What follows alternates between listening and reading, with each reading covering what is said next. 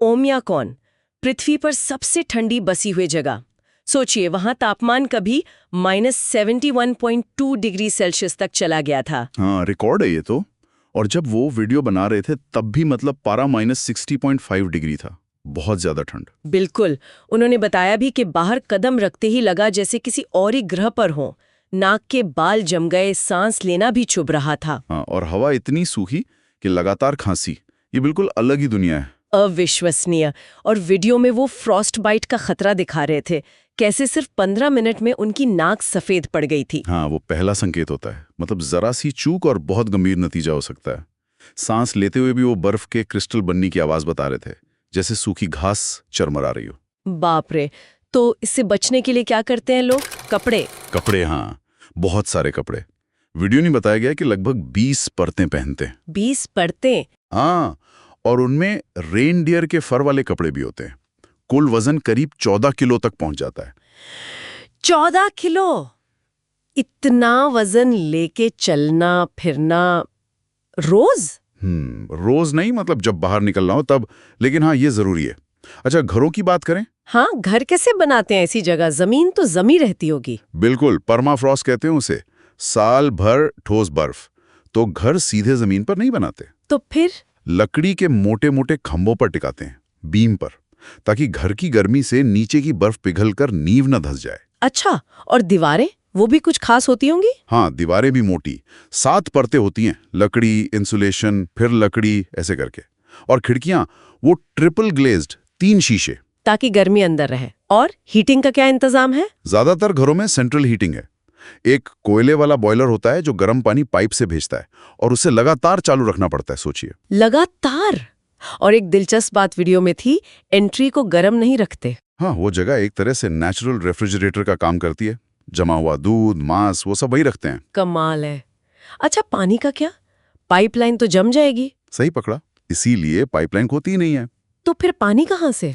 लोग नदियों या झीलों से बर्फ के बड़े बड़े ब्लॉक काट कर लाते हैं, घर पर रख देते हैं और धीरे धीरे पिघलाकर इस्तेमाल करते हैं, पीने के लिए, धोने के लिए, नहाने के लिए। नहाना भी मुश्किल होता होगा फिर तो। अरे, नहाना तो हफ्ते में एक बार का इवेंट है।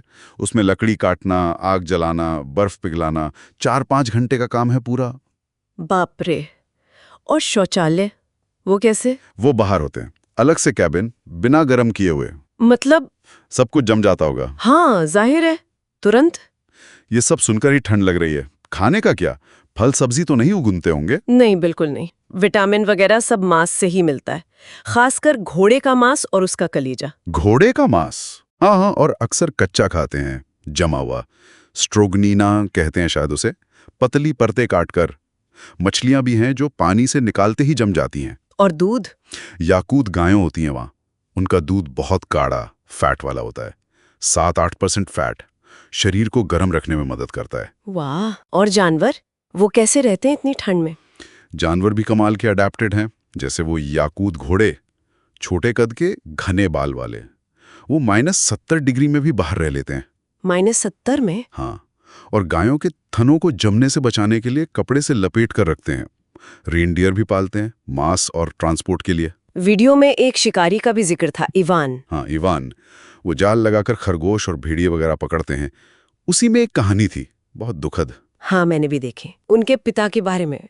हाँ, कि कैसे वो बर्फ में कहीं फंस गए थे और ठंड से जमने की तकलीफ से बचने के लिए उन्होंने खुद को गोली मार ली। ए भगवान। ये दिखाता है कि वहां जिंदगी कितनी कितनी कठिन है। मामूली गलती की भी गुंजाइश नहीं। बिल्कुल, हर पल एक चुनौती है। स्कूल भी तभी बंद होते हैं जब तापमान -55 डिग्री से नीचे जाए। -55? हमारे यहाँ तो इतने में सब कुछ ठप हो जाए। हाँ, तो वहां के लोग, जैसा वीडियो में भी इशारा था, वो प्रकृति से लड़ते नहीं हैं, उसके साथ तालमेल बिठाकर जीते हैं। शायद उनकी जो पुरानी मान्यताएं हैं, शमानिज्म वगैरह, वो भी इसमें मदद करती हैं, प्रकृति का सम्मान करना। तो कुल मिलाकर ओमियाकॉन की ये कहानी सिर्फ ठंड की कहानी नहीं है।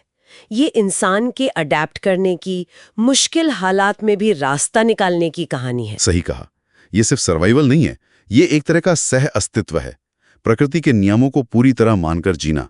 और ये हमें सोचने पर मजबूर करता है ना, कि इंसान में ये जो लचीलापन है, ऐसी एक्सट्रीम कंडीशंस में भी ढल जाने की क्षमता, ये हमारे बारे में और पर्यावरण के साथ हमारे रिश्ते के बारे में कितना कुछ बताती है।